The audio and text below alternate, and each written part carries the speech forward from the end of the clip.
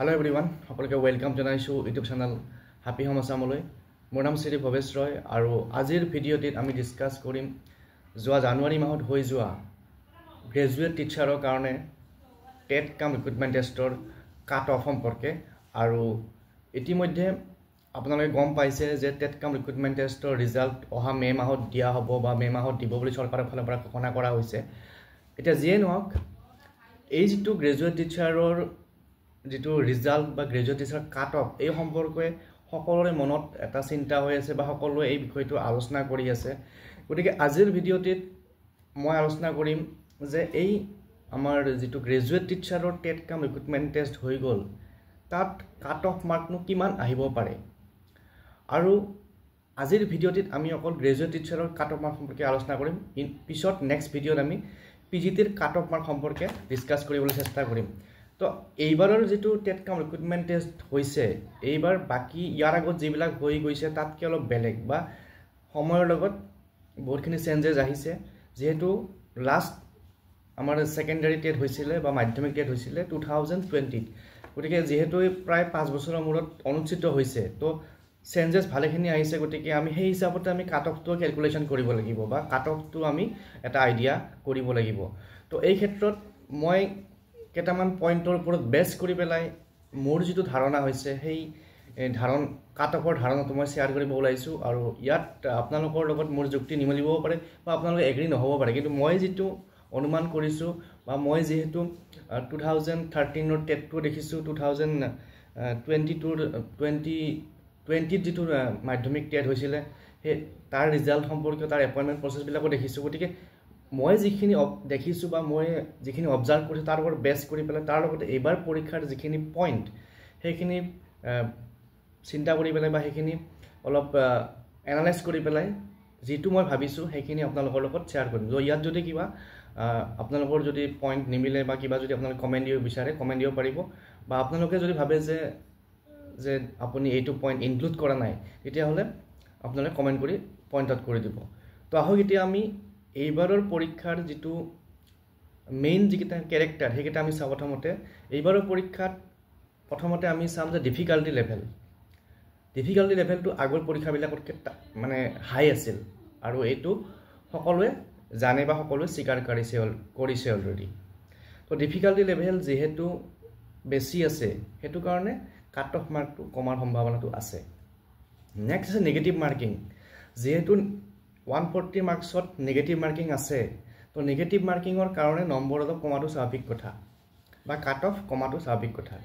তাৰপিছত আমাৰ কি আছে, এটা আমাক ইম্পৰ্টেণ্ট পইণ্ট দিছে যে পিজিটি সিলেকশ্যন, কোনোবা গ্ৰেজুৱেট টিচাৰৰ কাৰণে এক্সাম দিয়া কেণ্ডিডেটে যদি পিজিটি সিলেকশ্যন পায় বা পিজিটি লিষ্টত সোমায় তেতিয়াহ'লে তেওঁক গ্ৰেজুৱেট টিচাৰৰ পৰা আঁতৰাই দিয়া হ'ব। তো সেইটো আমাক যিহেতু আমাৰ এডভাৰটাইজমেণ্টত লিখা আছে। তাৰপিছত আমি আৰু এটা পইণ্ট চাব লাগিব যে ফিউচাৰ ভেকেঞ্চিজ। এই যেতিয়া মাধ্যমিক টেট অনুষ্ঠিত হৈছে প্ৰায় 4 বছৰ বা 5 বছৰ অনুষ্ঠিত হয়, গতিকে চৰকাৰে যেতিয়া এবাৰ ৰিক্ৰুটমেণ্ট কৰিব তাৰপিছত আকৌ নেক্সট ইয়াৰবিলাকত যিবিলাক ৰিক্ৰুটমেণ্ট হ'ব সেইবিলাকতো টেট কোৱালিফাইড কেণ্ডিডেট এপইণ্টমেণ্ট দিব লাগিব। তো সেইটোৰ কাৰণে আমাক ৰিজাৰ্ভ কেণ্ডিডেট অলপ লাগিব। নেক্সট আমাক আৰু এটা কৈছে, এডভাৰটাইজমেণ্টত কৈছে যে প্ৰথমতে এখন ড্ৰাফ্ট লিষ্ট বনাব 1:2 বেচিছত। এটা পোষ্টৰ এগেইনষ্টত 2জন কেণ্ডিডেট হিচাপ কৰি পেলাই 1:2 বেচিছত এখন ড্ৰাফ্ট মেৰিট লিষ্ট বনাব, তাৰ পিছতে ফাইনেল বনাব। গতিকে এইখিনিৰ পৰা চাব পাৰি, এইখিনিৰ পৰা চাই পেলাই আমি এটা কথা ক'ব পাৰোঁ যে কাট অফ মাৰ্কটো আগতকৈ কমিব। আৰু মই এটা লক্ষ্য কৰিছোঁ যে পেপাৰকেইখন মানে মই ইয়াৰ আগত পেপাৰখন ইমান চোৱা নাছিলোঁ, কিন্তু আজি কিছুদিন ধৰি পেপাৰখন মই চাইছোঁ অলপ, আৰু চাই মোৰ এটা ফিল হৈছে, মানে গ্ৰেজুৱেট টিচাৰৰ পেপাৰখন চাই ফিল হৈছে যে তাতে 20টামান এনেকুৱা কুৱেশ্যন আছে যিকেইটা কুৱেশ্যন এজন এভাৰেজ ষ্টুডেণ্টে কৰিব নোৱাৰে বা এজন এভাৰেজ ষ্টুডেণ্টে সেইটো তেওঁ মানে পিছত কৰিম বা এইটো নকৰাই ভাল বুলি পেলাই চাইড কৰি থৈ দিব, কাৰণ কিয় নেগেটিভ মাৰ্কিং আছে। তো সেইটো এটা ইম্পৰ্টেণ্ট পইণ্ট।